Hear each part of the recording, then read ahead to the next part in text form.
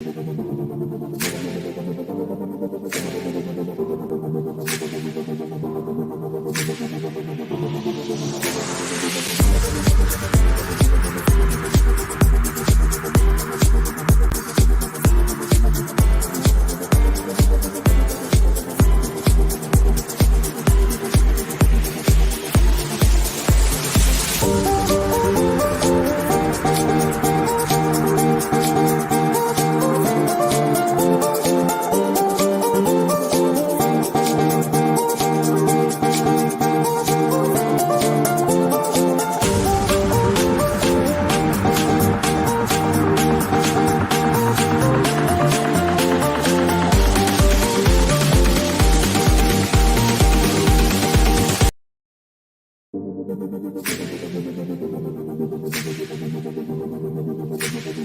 no.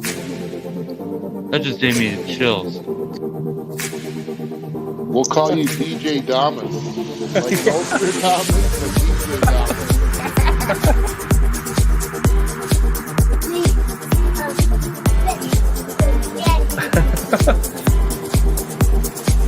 Spire has made its way to his seat. Hello. Play to win the game. You never know. Welcome back to High Hope Sportscast Season 2. What's up, JJ? How's it going, man? Hey, DJ. It's going pretty good. Better than up in North Dakota. I heard they got 40 inches up there of snow in April. Oh, my God. Yeah, we're supposed to get some snow over the night, I heard. I'm not looking forward to that. Oh, no, DJ. It's been a good day. I'm ready to rock and roll, buddy. Let's get her going. Yeah. First, I kind of want to do something we don't really talk about. As you see, I am in my Minnesota Timberwolves gear tonight. They played a play-in tournament game last night, and I kicked myself for only watching the first half. Seemed like that game last night was pretty crazy. We ended up beating the Clippers 109-104, I believe the score was. Now we are clinched, and in the actual playoffs, we play Memphis in game 1 on Saturday. Yeah, DJ, I told you last night I wish you would have stayed up and watched, bro. We were talking back and forth about the game, and you really didn't get a feel for how out of sync D'Lo was early on. But when Karl Anthony Towns just got manhandled by the bigs. Plus, I don't know if you noticed, DJ, they were putting power forwards like Batum and Zubats, and I think the other one is Hartenstein, and he has trouble with smaller guys. I don't know what it is, but the TNT guys were just bagging on Karl Anthony at the halftime show. He's got to get his butt down in the paint. He's got to play smarter. His fouls were all, really dumb fouls if you look back at them. But my point I'm trying to make is we got a special player in Anthony Edwards. The guy is legit. He's 20 years old, dude. He's on the top 5 board for most points for a guy under 21. Obviously, LeBron's got the most because he started at 19, 18? Yeah, straight out of high school. Yeah, so I watched Little Score North afterwards, and they were Barkley and Shaq go, yeah, we should play We Are the Champions after that ruckus they did after the game. I don't know if you've seen Pat Beverly jumped on the scoring table, was just going bananas. He rips his jersey off, throws it up about 30 rows into the stands. And then he's hugging, and then he was hugging everybody on the Clippers, and the dude went off the court just crying like a little baby. I was like, what in the world is wrong with this guy?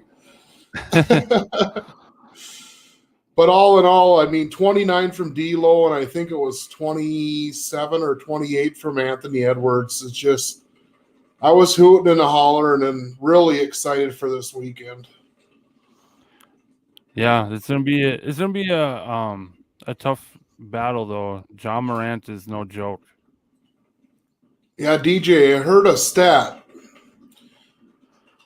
5 teams in the whole NBA beat the Memphis Grizzlies twice. Do you think the Timberwolves did it? No. Yes, they did. They were one of 5 Oh, teams they to did. beat John Morant. If you remember, I don't know if you remember, but the shot Carl Anthony threw up over the top of the big at the 3-point line to win the game at the buzzer.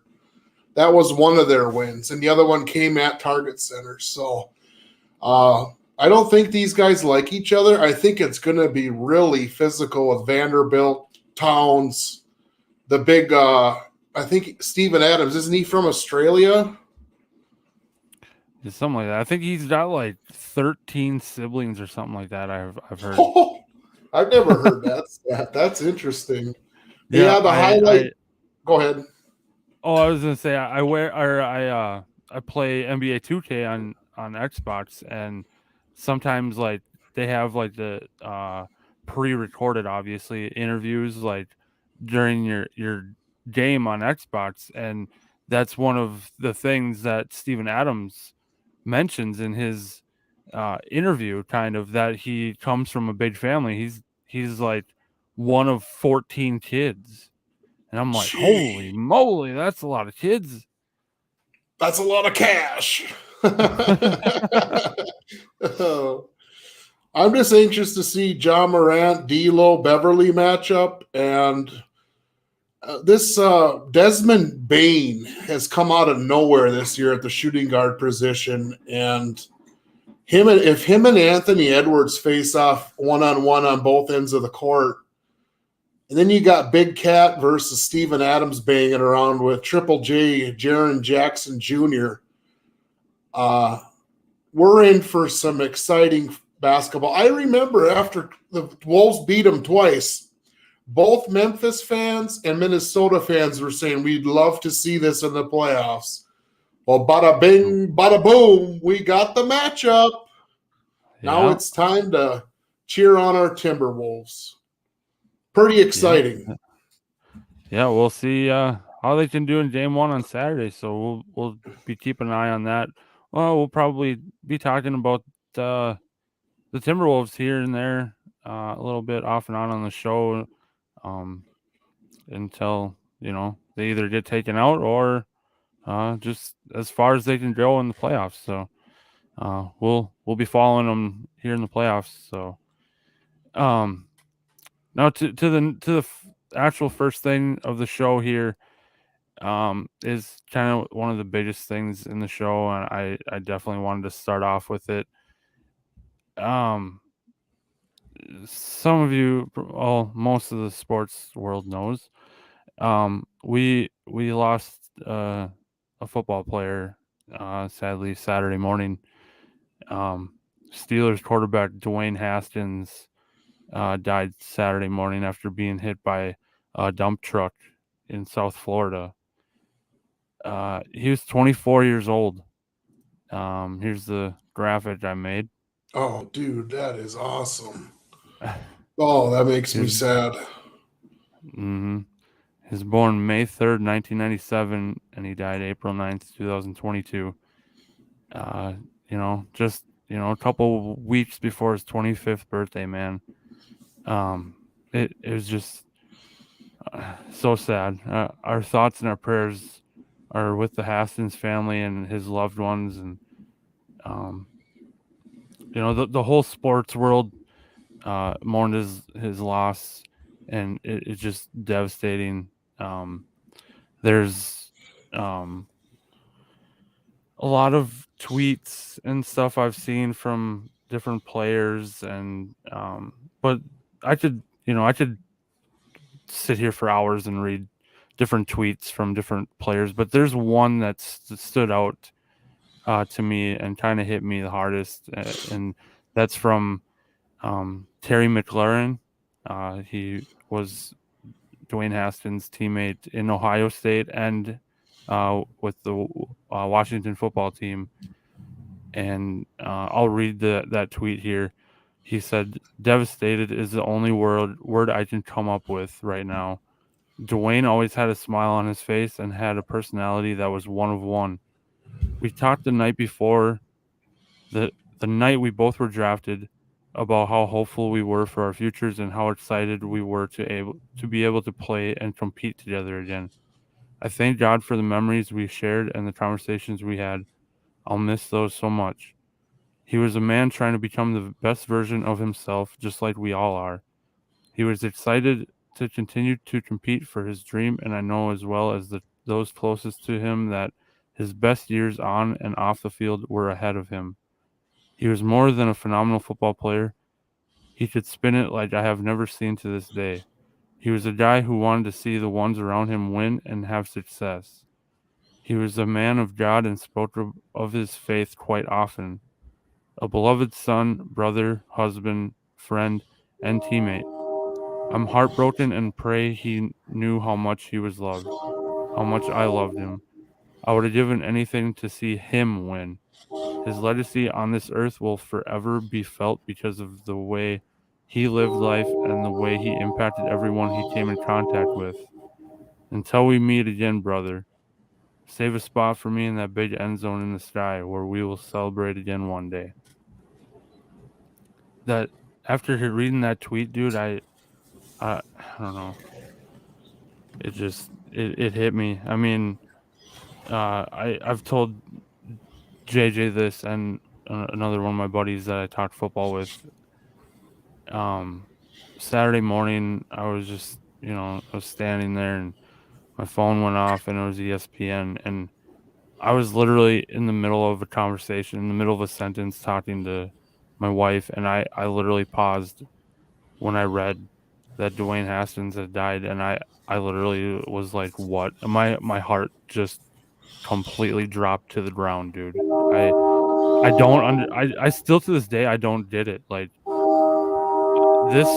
this guy's death, it's taken such a toll on me. I don't. I mean, the guy didn't play for my Vikings. He didn't play. He didn't even play for the Chiefs, or he wasn't that well known of a player. I mean, he went high in the draft in 2019. So he was kind of well known for that. But I mean, this guy was a third string quarterback last year. So I mean, it's not like he was a Tom Brady or anything. But for some reason, this is still affecting me now. It feels like I've lost a close friend in a way, and the guy doesn't play for didn't play for my team. He didn't, I didn't know him personally, obviously, but it just I don't know. I think part of the reason why it's hitting me so hard is because he was so young.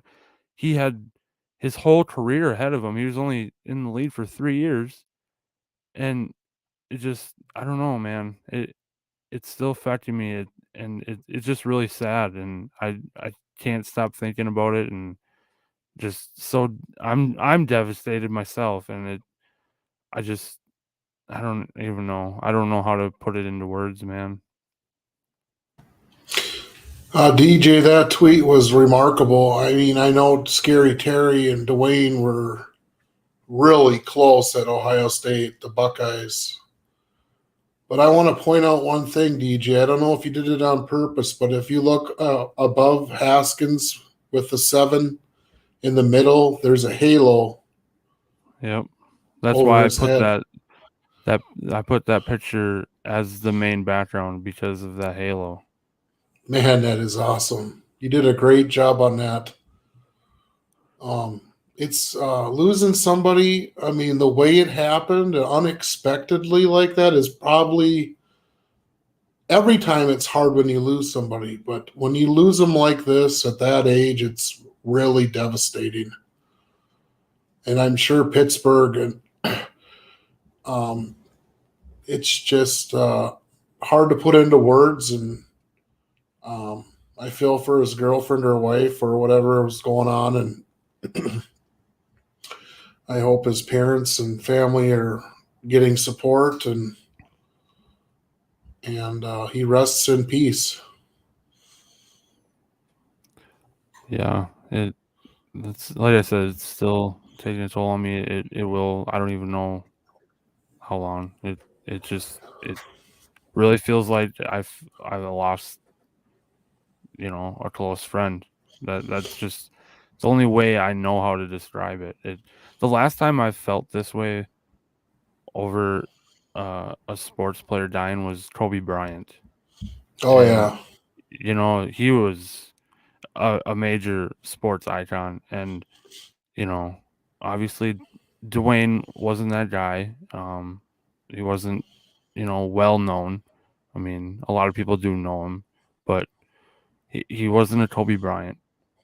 But that that's kind of the feeling I have, that loss inside of me, and I still can't figure out why. I mean, but it's just very sad, and may he rest in peace. And once again, our thoughts and prayers go out to the Haskins family and everyone that he had in his life, and you know, so yeah, that's in memory of Dwayne Haskins. And I don't really know how to transition to the next thing here with that, with starting with that, but we'll move on Well, to kind of a lighter subject here, I guess. signing and Go ahead. trades. I was just going to say we're No, moving on to signings and trades. but before that, Uh-oh. JJ, Surprise. it is trivia time for What? JJ. Oh, yes. JJ love trivia. All right, so this is a question I actually thought of on my own. So, Huh. who has rushed for 2,000 plus yards in a season in NFL history? There are 6. How many can you name? Okay, number 1, Adrian Peterson. Nope. He didn't make 2,000? Nope. I thought he had 2,000. Well, according to the list that I saw, Adrian's not on that list. Okay, so it'd be Tony Dorsett. He's not on that list either. Oh, my God. Eric Dickerson? Yep, he's one. Emmitt Smith? Nope. Barry Sanders? Yes. Okay, I got 2 out of the 6. Who else? Jamal Lewis? Yep. I didn't know you were gonna get that one, but yep, Jamal Lewis.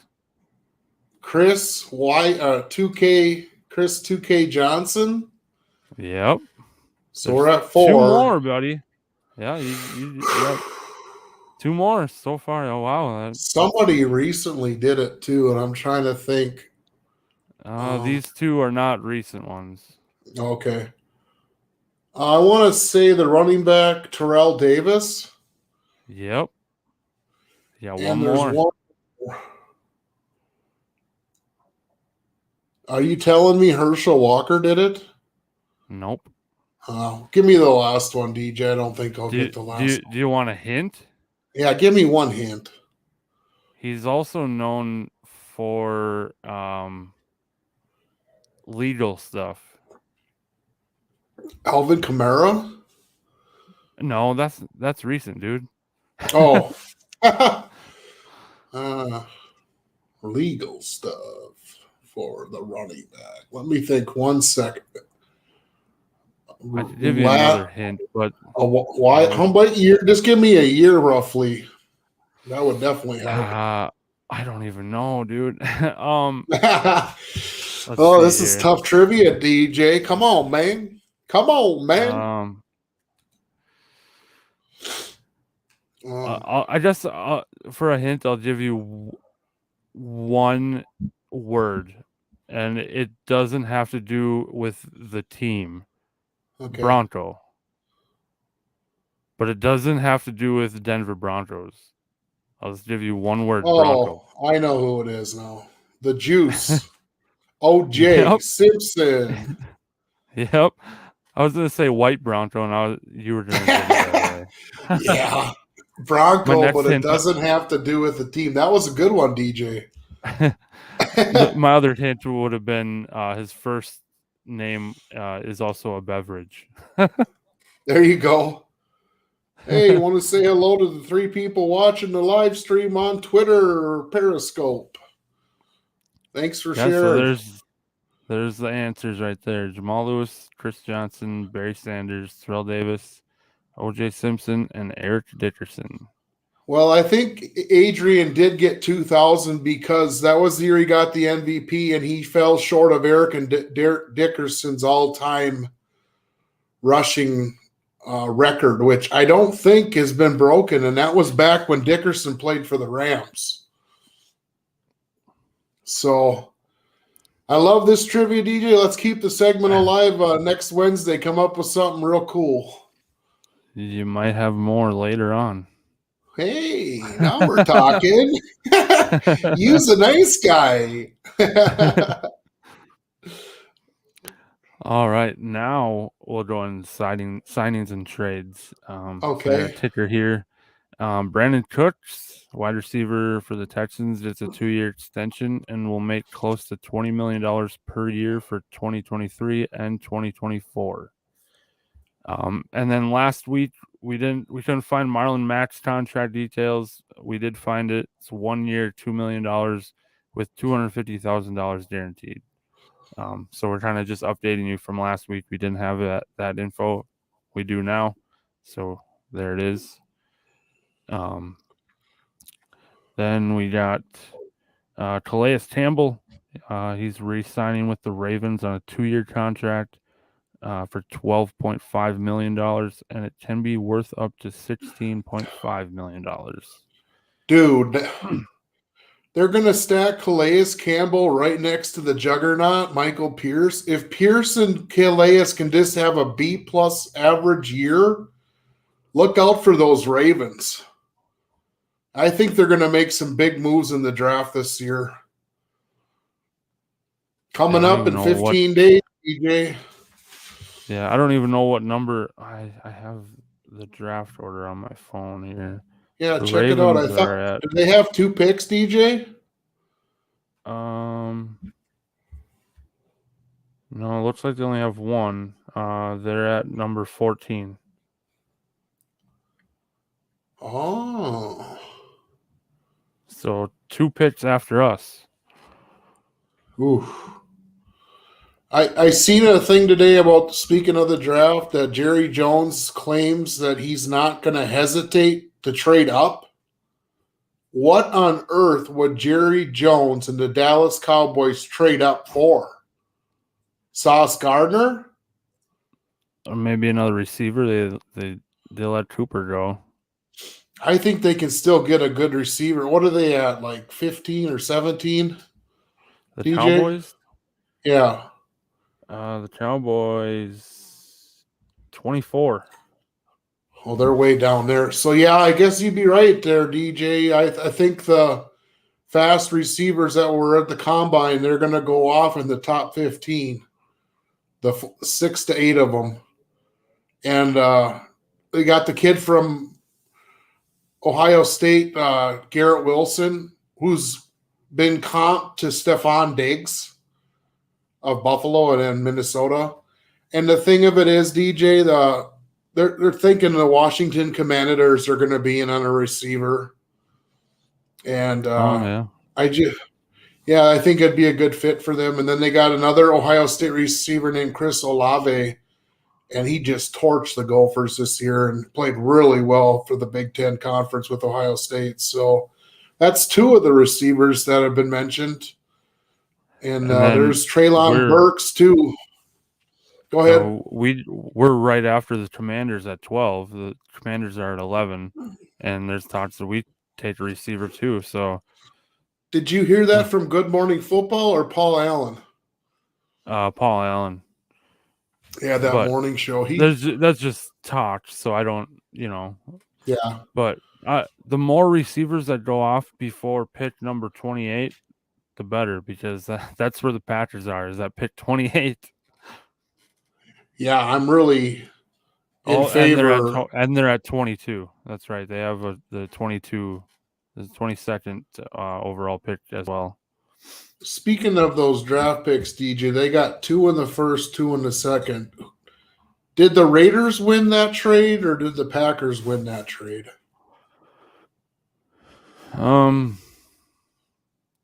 Speaking right now, I think the Raiders did. Okay. Just for what kind of player Devontae Adams is. Well, it kind of That's what I leads into the next guy you're going to talk about, but it all fits together right now out in Las Vegas. Yeah, that does tie in. So as of today, it broke today that the Las Vegas Raiders are giving quarterback Derek Carr a 3-year, $121.5 million extension, and that is through the 2025 season. So they got their quarterback locked up for 3 more years. I'm really excited to see what Derek Carr can do with Devontae Adams on there now, and then he's already got a good running back in Josh Jacobs and Darren Waller. Darren Waller, Hunter Renfrow. Yeah. Well, DJ, I got a few things from Pro Football Reference. Derek Carr, 6'3", 210, throws a right-handed quarterback. Drafted to Oakland, which now has become Las Vegas. And it was a second-round pick, 36th overall, the 2014 NFL draft. So the Vikings took Teddy Bridgewater over Derek Carr in 2014. Carr is a 3-time Pro Bowler, and he wears the number 4, like Brett Favre, his favorite quarterback. And also he's known to the people on the West Coast because of his brother David Carr, who was drafted number 1 overall for the Houston Texans. Yeah, I remember watching his brother play. I like David Carr. I thought he was like mismanaged a little bit in Houston, but he did have Andre Johnson for a bit. That Andre Johnson, that's one guy you didn't want to mess with. I remember him literally getting into a fist fight with a Titan player. Dude, Andre Johnson was legit. He should be a Hall of Famer, man. But I wanted to pull up this thing. Since 2018, which would be 4 years since Cousins got to Minnesota, Cousins has 63 starts, 16,387 passing yards, 128 touchdowns to 36 interceptions. Carr, on the other hand, since 2018, has 65 starts, 17,010 passing yards, 96 touchdowns, and 41 interceptions. So Carr's record is 57-70. That was a major surprise to me, DJ. Yeah. But he's been getting over 4,000 yards passing the last 4 seasons, and last year with an extra game he had 4,800. So he was a Pro Bowler last year, this past season. But oh my God, I'm thinking about this today when I saw the signing. Actually, my brother told me about it on the phone before I even saw it pop up. And I was thinking 3 years, $121.5 million. That's $40.5 million a year. Jeez. Now we were talking about kind of griping and complaining about Kirk's contract. His contract looks kind of good now, like we got a bargain basement deal or something. But I think we're going to talk about it later. To be honest, if I had to pick which quarterback to have, either Kirk or Derek Carr, to be honest, I would pick Derek Carr. I mean, what? DJ? Oh yeah, you got to wash your mouth out with soap after that. Oh no, without a doubt, I would pick Derek Carr over Kirk any day.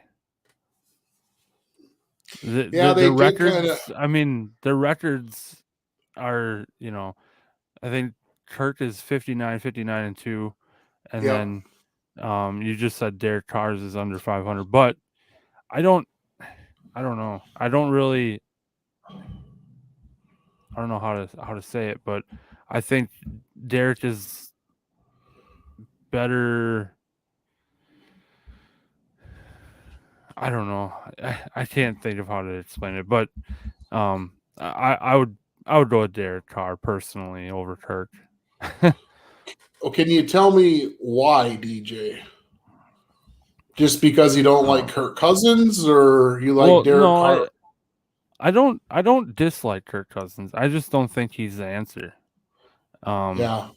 But I think Derek Carr can scramble better than Kirk Cousins. He can move around. He's faster. I think Derek Carr is, I don't know. He can kind of get flustered too when it's crunch time, but I think Derek Carr does better in crunch time.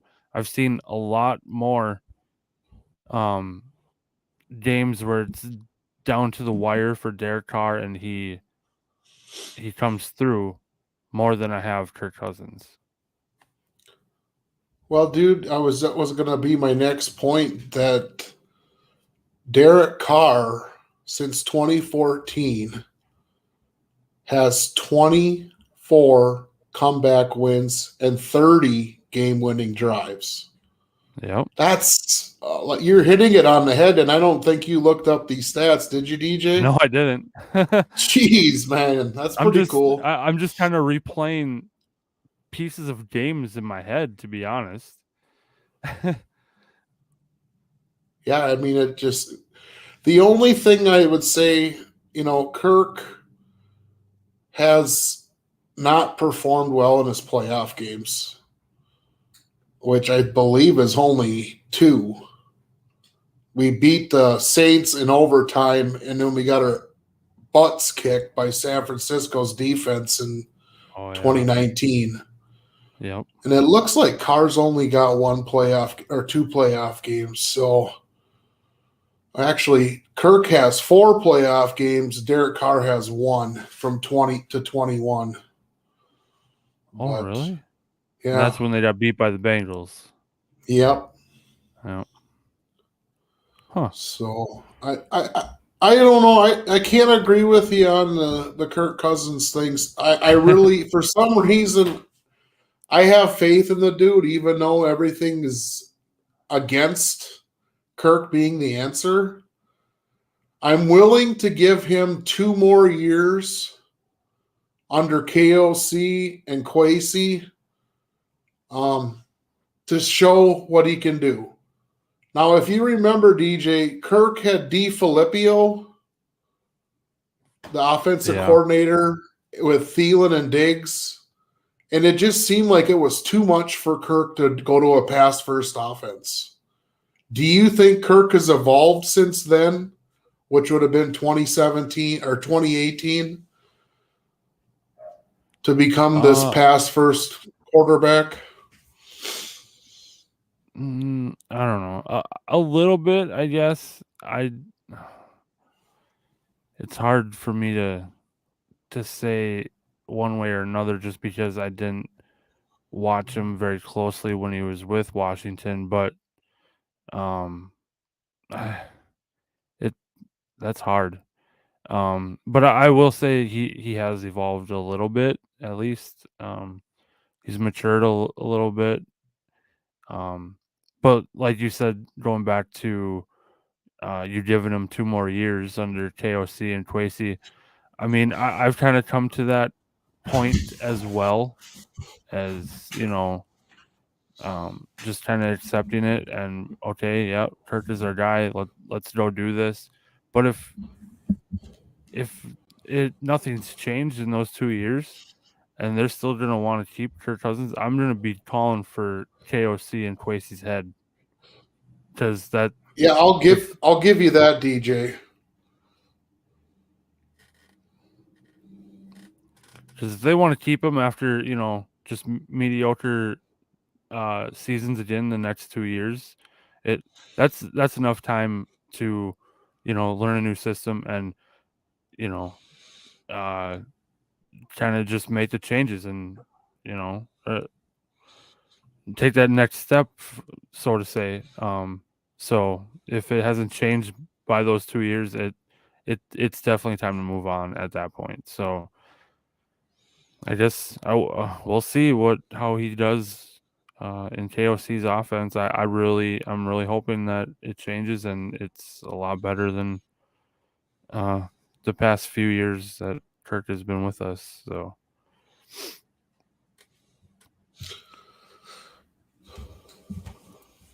All right.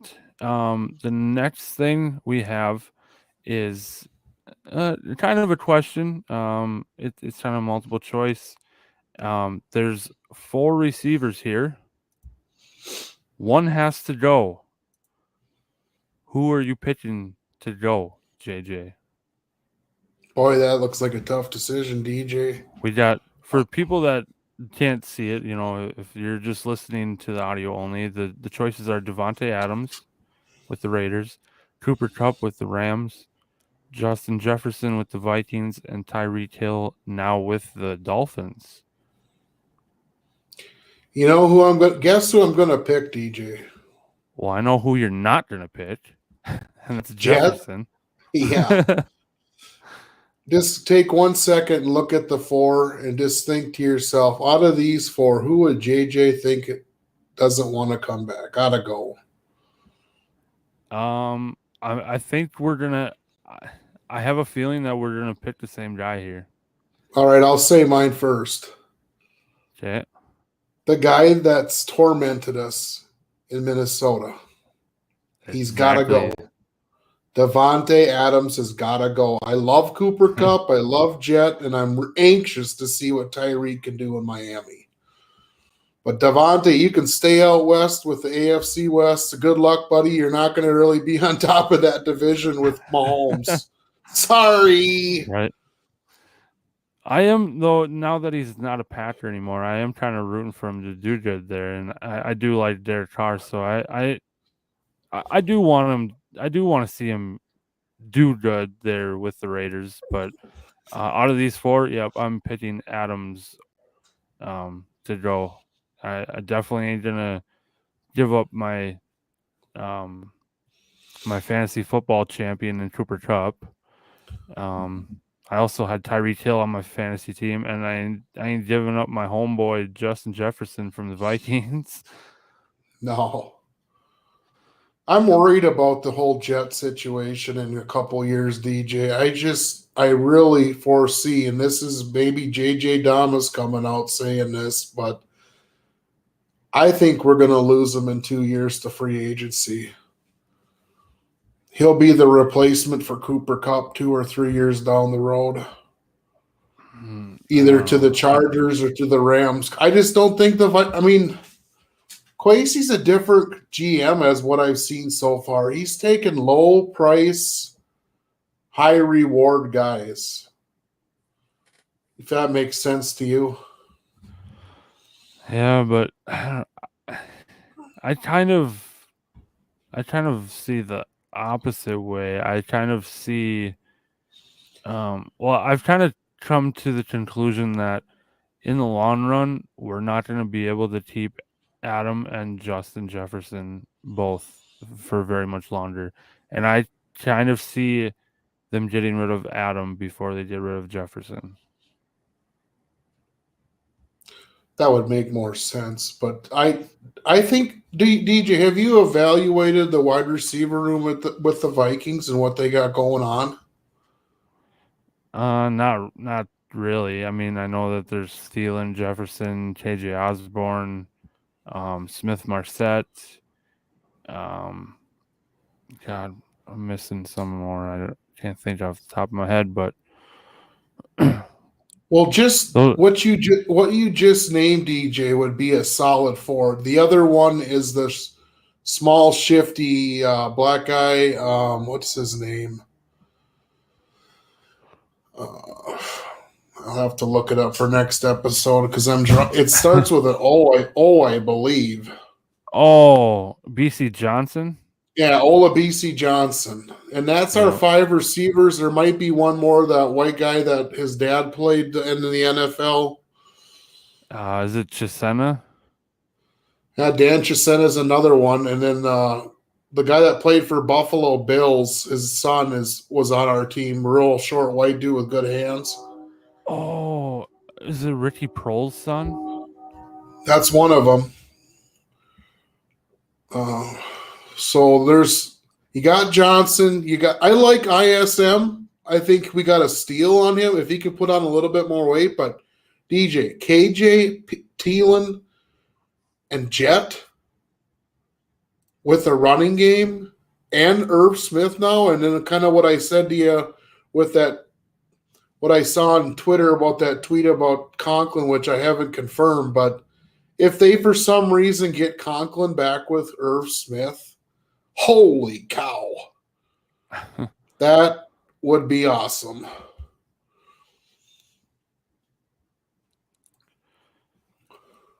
All right. And then the next thing, I just kind of, I kind of wanted to put this in for a while.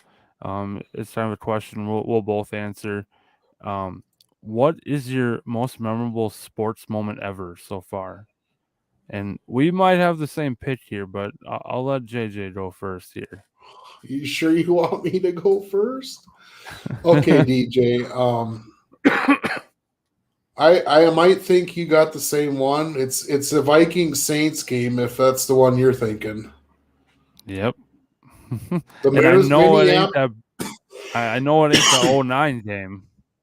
No, it's the Minneapolis Miracle. I'll never forget that.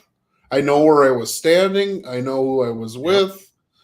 I'll never forget the helmet throw and the crossing of the arms, telling him he's a bad MF. And Stephon Diggs it's funny, DJ. I was scrolling through your notes earlier and I saw that. I was like, I went to Twitter and guess which video popped up?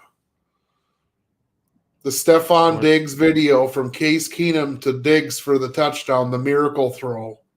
And I was like, just randomly? Yeah. That's wild. That's crazy. That was so like ironic and then wow. So that was one of them. I'll let you. Is yours the same, DJ? Yep.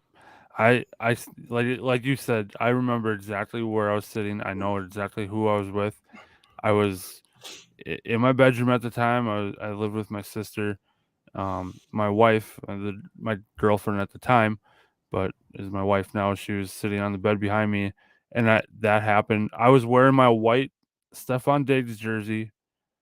I was sitting on my bed, and that play happened, and I literally didn't even move. I couldn't move. I froze, and after a while, I just kind of looked around, and I'm like, "Did that seriously just happen?" Like, I was in shock. Like, I could not believe what I just saw, and I just got goosebumps. And oh man, I can't even explain it. I mean, my non football related memorable moments. The Minnesota Twins winning the World Series in '87 and '91. I would have been 8 and 11 or 10 because my birthday's right around those 2 times. And I thought that was kind of fun. And Kevin Garnett's MVP season for basketball. I got to attend the playoffs, Sacramento at Minnesota. Dude, you should have saw the laser show on that pregame. Oh my God, was that awesome.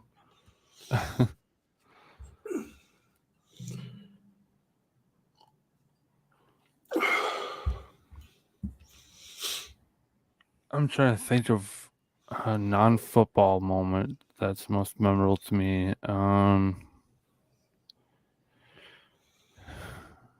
I don't even know. I should have thought of that beforehand.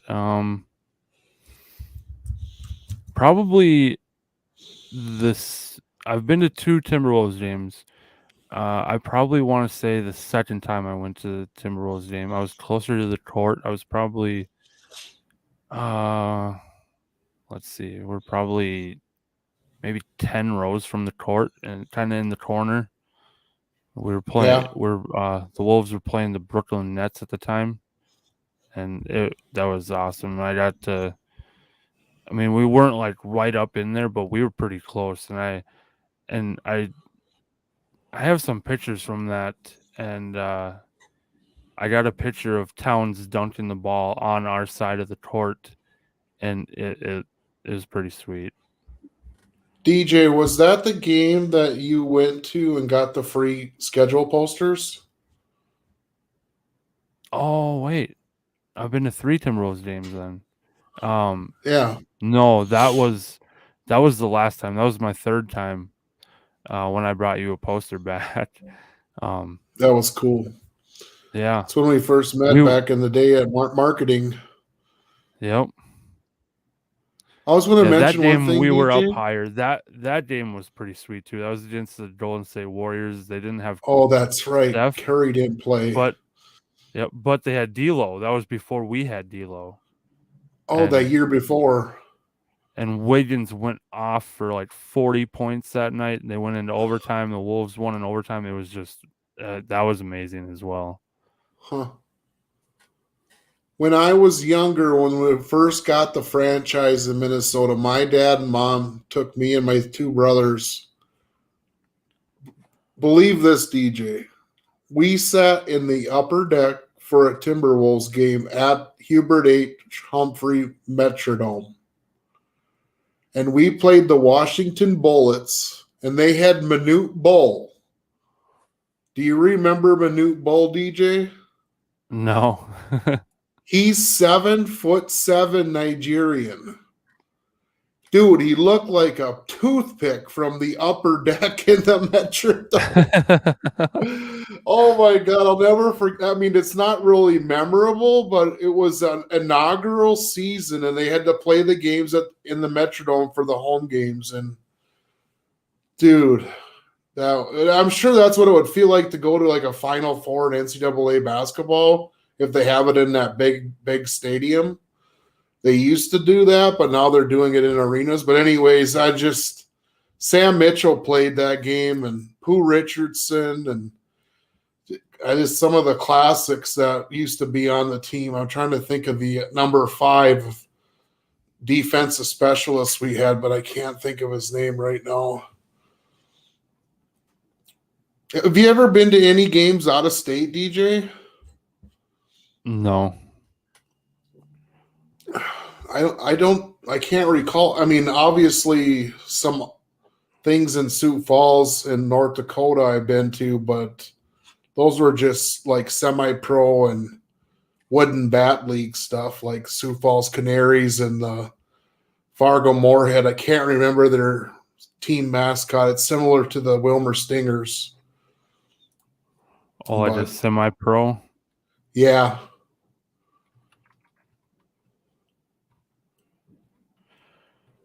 All right. The next thing is Viktor's Skol report. All right. We made it. There he is. Mr. Viktor. There's Viktor. We got a cool mascot. Oh, yeah. It's way better. Do you remember back in the day when they used to have a real man dress up as a Viking? That was just a guy that was in the stands that was always there, I think. And then they, I don't know. There's a story behind that somewhere. I don't remember exactly how it went. But yeah, I remember he'd come out on the motorcycle. Yes. 1998, I went, me, my brother, my dad, my best friend, and his dad, after college football game on Saturday at the Metrodome. We stayed overnight, and then Sunday we played Cincinnati Bengals in 98. And dude, you know what it's like to watch a ball in the air over the shoulder Randy Moss touchdown? Oh, everybody, the whole bowl just standed up to see the touchdown. It's something it's a memorable moment. But anyways, was pretty cool.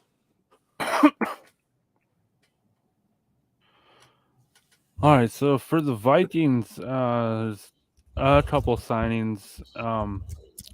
We signed defensive tackle Julian Taylor. Kwesi helped him get drafted in San Francisco in 2018 from Temple, actually. And Kwesi's going to give him a second chance at playing in the NFL as he missed the last 2 seasons. That's kind of I don't know how to feel about it, but maybe Kwesi saw something in him, especially if he's the one that helped get him drafted.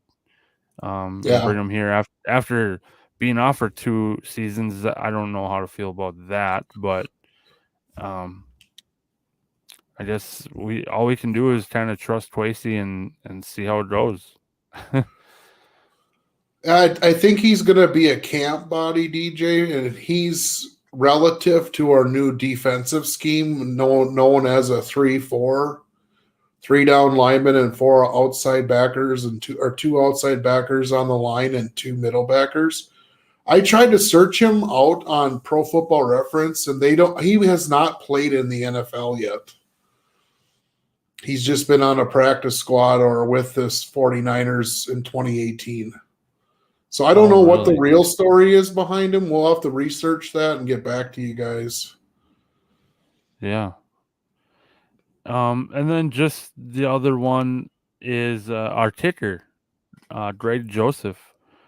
He's staying with the team as he signed his 1-year restricted free agent tender. He made 33 out of his 38 field goal attempts in this past season, 2021.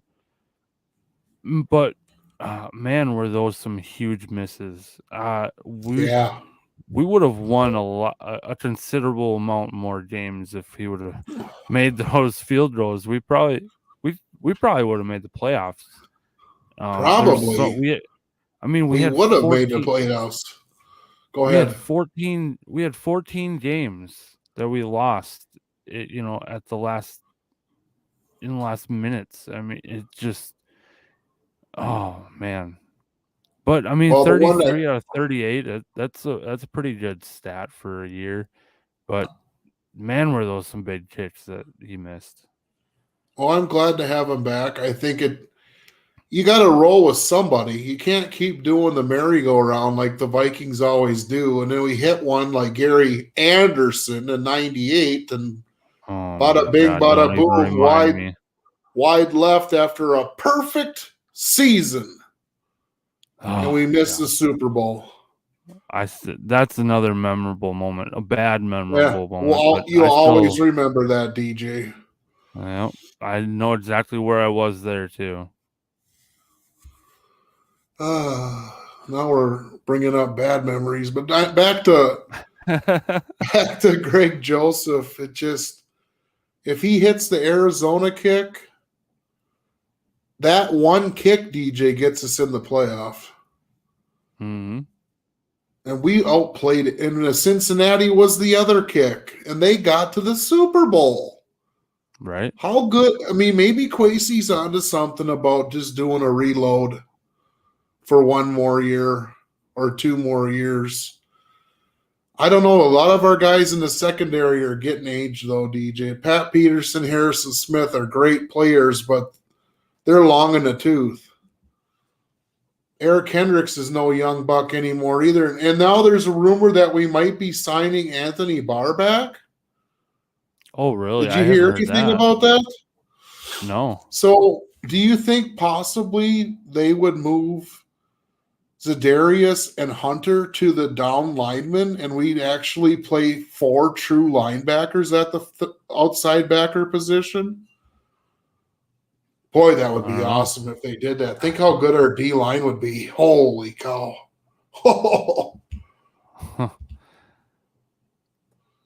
I'm still waiting for that Honey Badger signing.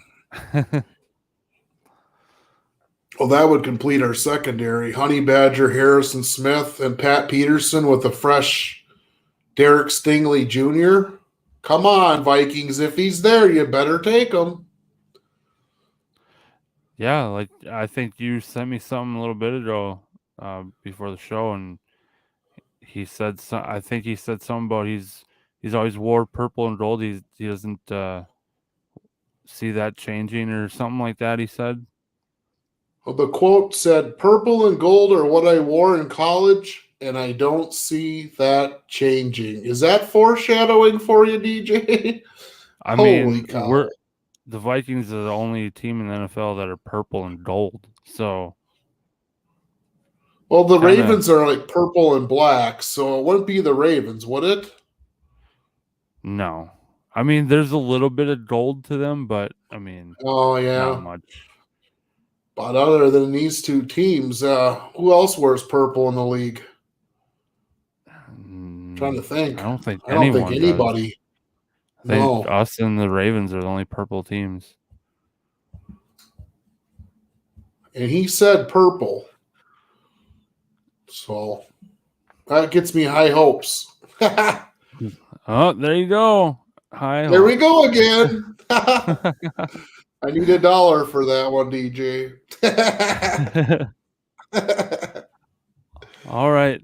I told you earlier that you might have some more trivia later. Oh.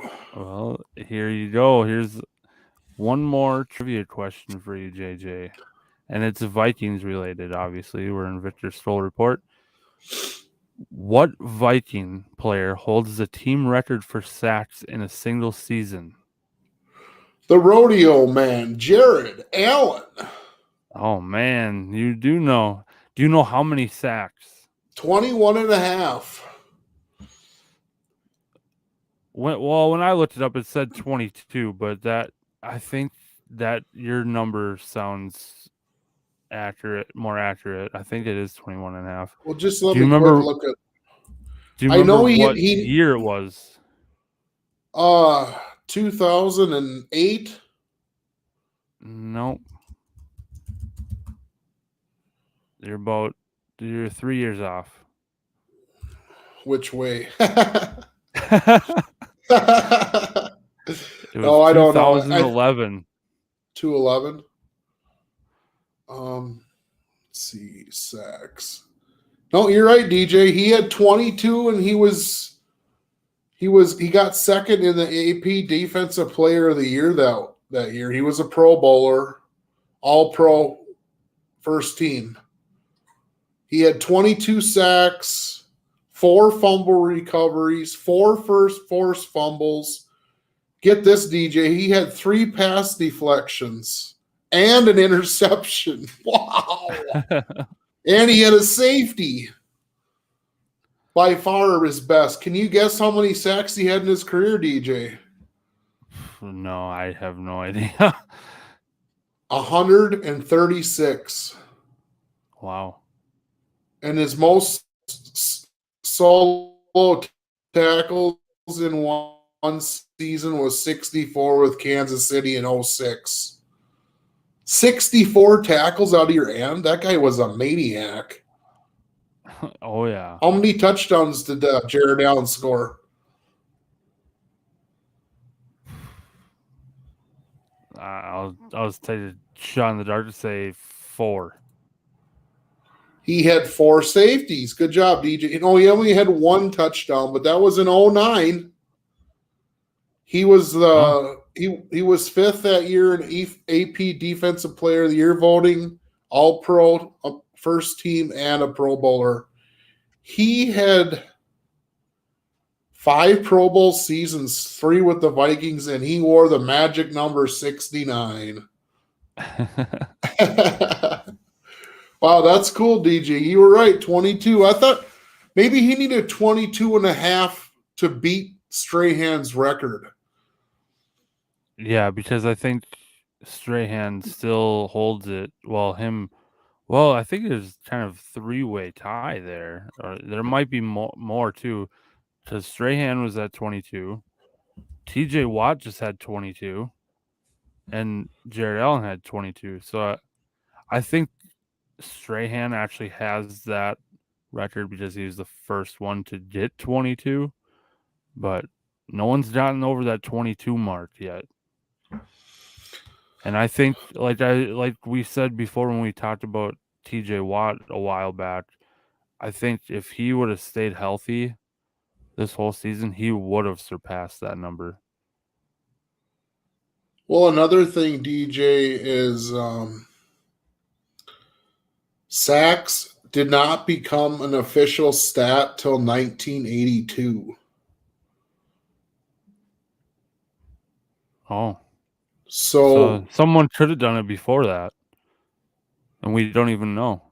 I'm guessing one of the Purple People Eaters probably really got close. Carl Eller or who else is on that D line? Alan Page are the two. And didn't that one guy just pass away, DJ, that was on the line? Sutherland? Yep. Well, see, on Pro Football Reference, it doesn't really give me the true, because it says Willie McGinnis has 16 sacks in one season. And that's way far away from the top. So I wonder, leaders index, maybe that's different. But I mean, it's unbelievable. Some of the stats, DJ. You know how many records Tom Brady holds? A mountain. It's just really unbelievable, man. Sacks last year for trying to find this. There's so much. They keep track of so much, DJ. You wouldn't believe it. Just sometime look at the 2021 leaders on PFF or PFR. Did you know that Joe Burrow was sacked 51 times last year? Yeah, I've heard that. I think they talked about that around the Super Bowl time, and yeah, that I think there was the most in the NFL this year. And he went to the Super Bowl, which is crazy. Getting sacked that many times and still made it to the Super Bowl. Yeah. It's saying here that TJ Watt had 22 and a half sacks this year. Really? That's what it says. DJ, not DJ. Well, TJ. Is Strahan's record 22 or is it 22 and a half? I think it's 22 and a half, to be honest, because Jared Allen would be I think it's TJ Watt tied the record of Michael Strahan at 22 and a half. I thought he tied it at 22, but yeah, it's got to be, because if he would have broke his record, we would have been hearing about it for days. Well, we've been reporting since halfway through last year's season about, right, DJ? Yeah. So, yeah. I'm just looking here. Sacks for the year. Just give me 1 second. What time we got, DJ? We're still good for a little bit. We got one more thing to cover, and that'll be it. Okay, I found a single season sack records. Official leaders. Michael Strahan in 01 did 22.5. Okay, so it is 22 and a half. And TJ Watt officially tied the statistic at 22.5 in 2021. Yep. Okay. But unofficial leaders, Al Baker, who I've never heard of, had 23 sacks in 1978. From, where was he from, DJ? I've never even heard of him. I don't know. Surprise! It's a surprise. He's a Detroit Lion. Oh, wow. And there's only been 13 players to make 20 sacks or more in a season. And J.J. Watt, T.J. Watt, Michael Strahan, Jared Allen, Justin Houston, another Viking, Chris Dolman, Reggie White, Aaron Donald, Lawrence Taylor, Derek Thomas, and DeMarcus Ware. And the oldest guy on the list was Mark Gastineau from 1984. Taylor did it in 86, Lawrence. But all right. So the last thing here is I just want to get some thoughts on this. Kirk Cousins told media on Monday that he wants to retire as a Viking, and he says he knows he has to earn the right to do that. What are your thoughts on that, JJ? oh, to me, it's a scary comment. Yeah, he's 30. He's 34 already, DJ. Right. And just the way that, he keeps accepting these short-term deals, and I don't know, I just kind of felt I watched part of his press conference, and when he said that, I don't know, the way he said it, part of me believed him, but part of me kind of is like, okay, are you just saying that,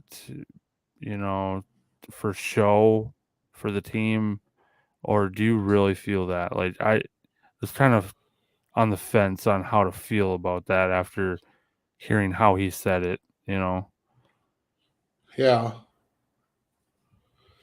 Well, one thing I get a little excited because if he's talking like that, that means he likes where the offense is going. He's putting faith in his team and himself, and he's number one, DJ. He's doubling down on himself, and I think he realizes how much talent is on the team right now. And I just hope that they don't sit there and say, all we got to do is make the playoffs. Let's do what it takes to make it to the big dance. Right. And win. Let's go all out. Win. Yeah. So the only thing left to do is win the whole darn thing.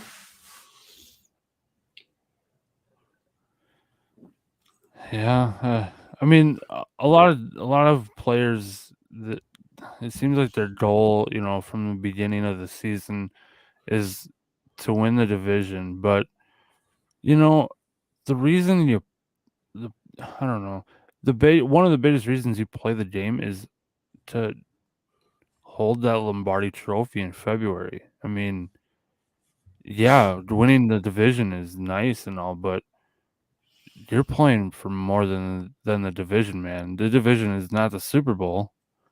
No. The Super Bowl is the ultimate goal of every single NFL player, coach, any person that works for the NFL and all the fans. That is the ultimate goal. It just, I don't know why all these players, that's the goal, is to win the division, win the North, as Vikings say. Okay, yeah, but I want more than that. Especially out of our team leader and highest paid player and our team captain is okay. There's 4 seasons or 4 things you got to do in the season. You got to perform in the preseason well and have no injury. Secondly, you got to win the regular season. Third, you got to win the division. And the final 2 spots is win the playoff / Super Bowl. There's 4 segments. And I think Kwesi's doing us well. I think we're going to be really happy to see this new defense, DJ. Ed Donatel. Donatel from the Broncos was a great hire. He says he's older, but he's getting the best out of all the young guys. I don't know how he's connecting with them. I'd love to sit down and talk to the guy or learn from him how he's connecting to young players. But the 3-4 is going to be fun, and Did you mention that Dalvin Cook? I think you did last week, but he's got high hopes on number 4. We're number 4 Yeah. this year. That that news kind of broke today, but we actually covered that. It was Was it 2 shows maybe ago? I want to say it was 2 shows ago. Yeah. And I just saw that come out today, and I was like, huh, we beat the regular media on that. Another comment that came out, and I think, is this a little stab at the previous coaching regime that Justin Jefferson Jets, he really appreciates KOC and Kwesi's laid back approach to coaching? Is that a visual stab at Zimmer and Spielman? I don't know. I didn't hear about that, but Yeah, it's on NFL.com, and there's a couple videos that they interviewed some guys coming in yesterday and today. And like yesterday was Kirk Cousins about staying. He wants to retire in Minnesota. Today was Dalvin Cook in the number 4 and Jet appreciating KOC as a laid-back coaching approach. So, yeah, we shall see. It's all going to be whole new ball game for us this year.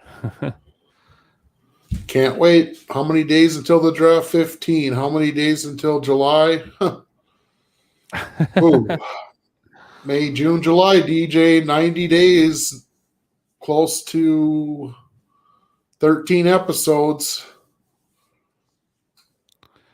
Yep, we'll be there for the ride through the off season. It's a long time until we get to see these newly coached and GM'd Vikings out on the field. Say, DJ, do you want to, if the Timberwolves playoff game falls next Wednesday, could we move the show to Tuesday or Thursday and let our viewers know now or next week? Possibly. We'll just kind of see how it goes and go from there. We'll post on our platforms if we're gonna change it, and yeah, we'll just see what the Wolves do, and that's what that schedule looks like there, and cool. Yeah, we'll just kind of wing it.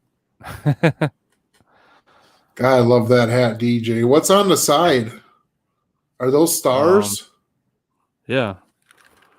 And then there's a patch on the side too.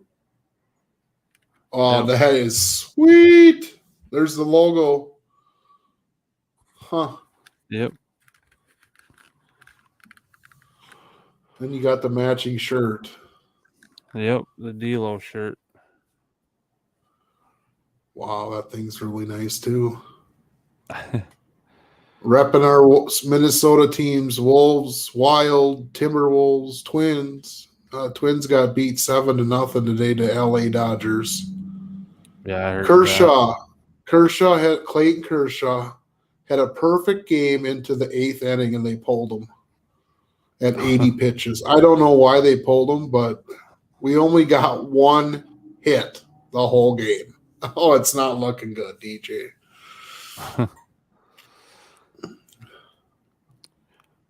But all right, that's all we got for you tonight. Just make sure to go like, follow, and subscribe to our social media pages and our YouTube channel. The link is down in the description. Just click on that. All the access for all of our platforms and everything is on there. So just click it, check it out, share the show. All right, and that's all we got, and we'll see you next week for the next episode. See you later. Peace.